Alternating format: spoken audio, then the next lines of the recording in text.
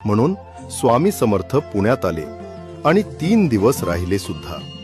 पुण्यातले स्वामी भक्त हरिअण्णा शेटे आपल्या सहपरिवारासह अक्कलकोटला श्री स्वामींच्या दर्शनाला गेले.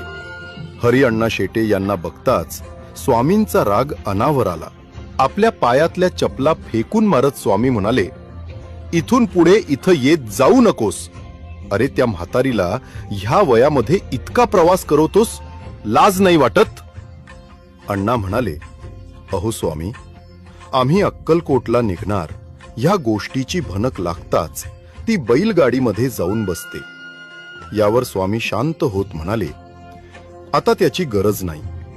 आम्हीच येऊ तिकडे पुण्यात. कधी ते नक्की नाही, पण येऊ नक्की. हरिअण्णा दर्शन घेऊन परत पुण्याकडे निघाले. बैलगाडीचा 3-4 दिवसांचा प्रवास करून हरिअण्णा पुण्यात आपल्या दारात आले.